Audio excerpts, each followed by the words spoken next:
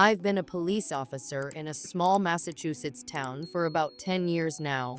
It's not a glamorous job, and certainly not one you'd take for the paycheck. But it has its rewards knowing you're doing something right for the community, ensuring that people feel safe in their homes and on the streets. I work in Provincetown, a quaint beachside town nestled on the tip of Cape Cod. With its postcard perfect views and a tight-knit population of around 3,000, it's one of the last places you'd expect anything sinister to happen. In all my years on the force, the most action I'd seen was the occasional robbery or a tourist getting a little too rowdy after a night at the bar. Provincetown has always been one of the safest places I know. That's why the events of April 2021 remain etched in my memory, a day when the peace of our little town was shattered, leaving me with a mystery that still haunts me.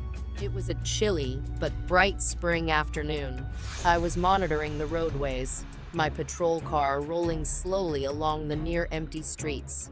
It had been a quiet shift so far, and I was thinking about what I'd make for dinner that evening. That's when the call came in over the radio. Screams reported from the beach. Caller says something's in the water. I frowned, gripping the wheel tighter. A call from the beach was unusual, to say the least.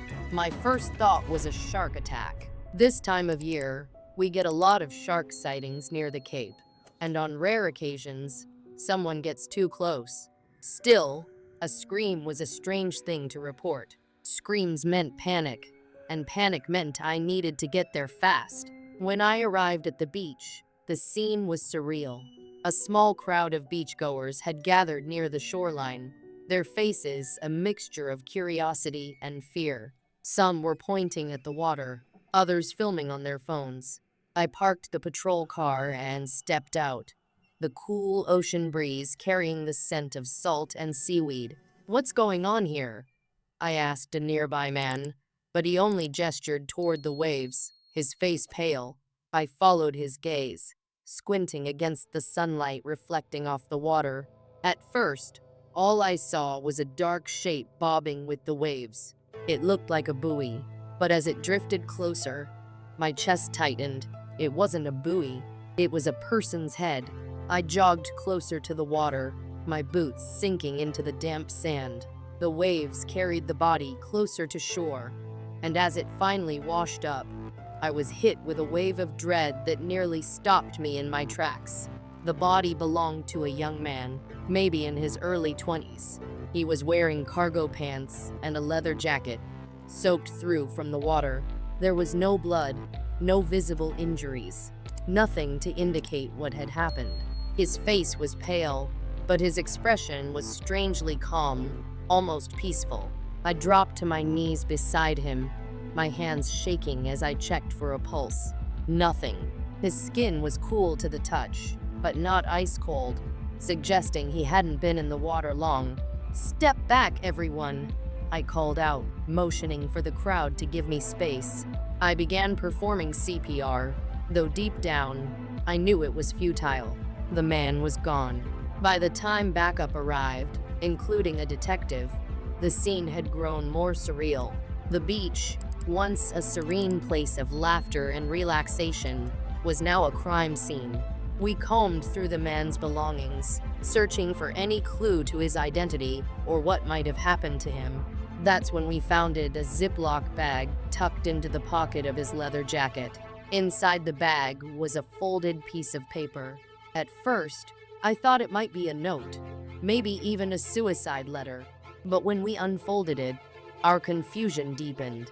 The page was filled with rows of jumbled letters and symbols, written in neat, deliberate handwriting. It looked like gibberish at first glance, but there was something about it that felt intentional, like it was meant to be solved. The detective on scene took one look at it and said, "This isn't random. This is a cipher." The word sent a chill down my spine. A cipher? Why would someone carry an encoded message? Was it a clue? Or just a bizarre coincidence? We didn't have the expertise to decode it, so the paper was sent to the FBI. They had cryptography specialists who could analyze it.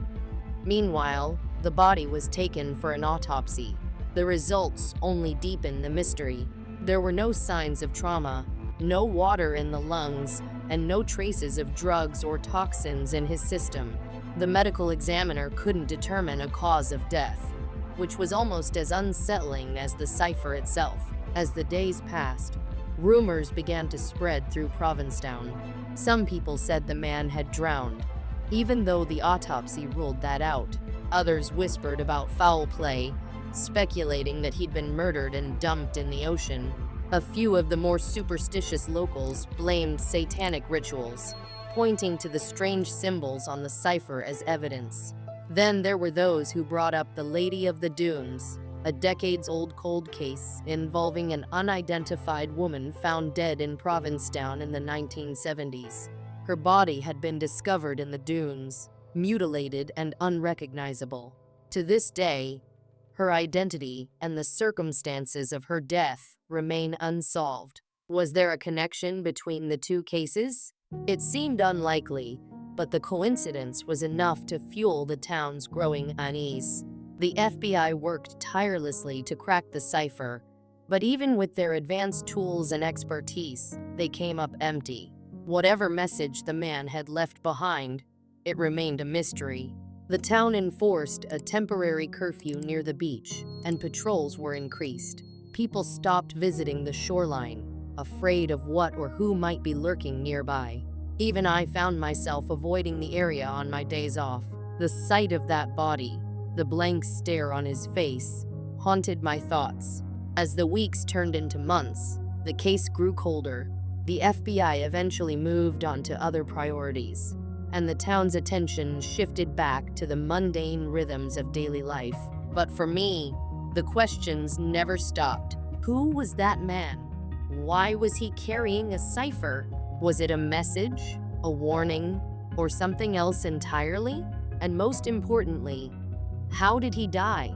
I've replayed that day in my mind countless times, searching for some detail I might have missed. But no matter how many times I revisit it, the answers remain just out of reach. It's been years now, but the memory hasn't faded. If anything, it's only grown more unsettling with time. Some cases you can leave behind. This one clings to you, a shadow that follows you wherever you go. Every time I drive past the beach, I feel its weight, a silent reminder of a mystery that may never be solved. And maybe that's the scariest part of all, not knowing. Before I start, I want to give you a warning. This story is not your typical scary tale. It's something real, something heartbreaking, and something that still haunts me to this day. As a former police officer, I've seen things most people only read about in news headlines or crime novels. But there are stories that never make it to the public ones that officers carry with them for life. This is one of those stories. It was the summer of 2015, one of the hottest summers I can remember. The sun seemed relentless, beating down on everything like it wanted to set the world on fire. I was working a standard afternoon shift and had just finished my lunch, a quick sandwich in my patrol car, when I received a call over the radio. The dispatcher's voice was calm but urgent. An 11-year-old girl had called 911, reporting her 3-year-old brother missing. She was home alone with him while their parents were at work. My stomach sank the moment I heard the details. Missing children cases are always a race against time. Every second counts. I signaled to my field training officer, and we sped to the address, lights flashing. The house was a modest, single-story home in a quiet suburban neighborhood. It looked like the kind of place where nothing bad ever happened. But as I stepped out of the car and approached the front door, I could feel the tension in the air. The girl met us at the door, her face streaked with tears. She was trembling, barely able to get her words out. "He's gone. I've looked everywhere. I can't find him," she cried, her voice breaking. We tried to calm her down, assuring her we would do everything we could to find her brother. But the panic in her eyes told me she had already feared the worst. We started searching immediately, The inside of the house was small but cluttered, scattered toys, piles of laundry, half-finished cups of juice on the kitchen counter. We checked under beds, inside closets, behind furniture. Each place we looked seemed to shout the same answer. He's not here. The backyard was next. It was a simple yard, fenced in, with a patch of grass and a few trees. A plastic slide sat in one corner, and in the center was a small swimming pool. The water shimmered under the sunlight, eerily calm. I scanned the yard while my partner called for a canine unit to assist with the search. At this point, an hour had passed. The girl's sobs from inside the house made it harder to focus. We told ourselves the boy must have wandered off. Maybe he was hiding somewhere nearby.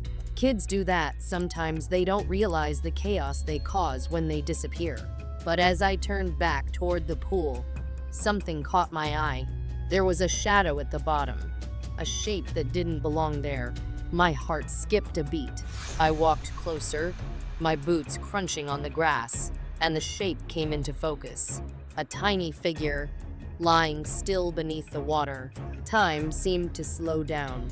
I barely remember shouting to my partner as I tore off my belt and dove into the pool. The water was cold, a shocking contrast to the heat of the day. I reached the bottom and wrapped my arms around the boy, pulling him to the surface as quickly as I could. I laid him on the grass and immediately started CPR. My hands pressed down on his chest rhythmically, the motions automatic after years of training. Call for EMTs. I shouted to my partner, my voice strained. But as I worked, I knew in my heart it was too late. His body was limp, his skin pale. There was no pulse, no sign of life. Still, I kept going, refusing to give up. The girl ran outside, saw her brother, and let out a scream that shattered the air. She collapsed on the ground, wailing uncontrollably. It was a sound I'll never forget, raw, guttural, filled with a kind of pain most people will never understand. When the paramedics arrived, they confirmed what I already knew. The boy was gone. We stayed at the house for hours, trying to comfort the family as best we could. The parents arrived shortly after, their faces contorted in disbelief and anguish. The mother clung to her son's lifeless body, sobbing, while the father stared at the ground, silent and broken. Later, we pieced together what had happened. The boy had been playing in the backyard, reaching for a pool toy that had drifted into the water. He leaned too far, lost his balance, and fell in. He had only just started swimming lessons a few weeks earlier. The irony was cruel. As officers, we're trained to keep our emotions in check, to stay professional no matter what. But that day, I couldn't hold it together. Watching that family crumble under the weight of their loss broke something inside me. That night, I sat in my patrol car, staring at the dashboard, replaying the scene over and over in my head. The boy's face, the girl's screams, the mother's sobs. It was all too much. In the days that followed, I found myself unable to focus on my job. Every call I responded to felt like a reminder of what had happened. I kept wondering if there was something I could have done differently, something that could have saved him. A week later, I made the hardest decision of my life. I walked into the station, handed in my badge, and told my supervisor I was done. I couldn't do it anymore. Being a police officer isn't just about chasing bad guys or solving crimes. It's about carrying the weight of other people's pain day after day. Sometimes, that weight becomes too much to bear. Looking back, I know I made the right choice. But that doesn't mean the memories have faded. They still haunt me, especially when I think about the boy's sister. She was just a child, forced to carry a guilt that wasn't hers to bear.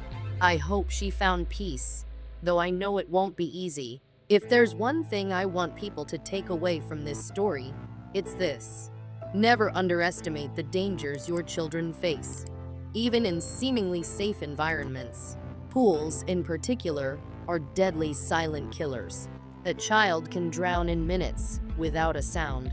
And to those who judge police officers without understanding what we go through, I urge you to think again. Yes, there are bad apples in every profession, but most of us are just trying to do our jobs to protect, to serve, and to make it through the day without falling apart. This story isn't about heroics or bravery. It's about loss, about the fragility of life, and about the unseen burdens that officers carry. That summer day in 2015 changed me forever. It's a day I'll never forget, and a reminder of why I walked away. Please, if you're reading this, let it serve as a lesson. Protect your children, keep them close, and never assume that tragedy can't strike your family, because sometimes it only takes a moment.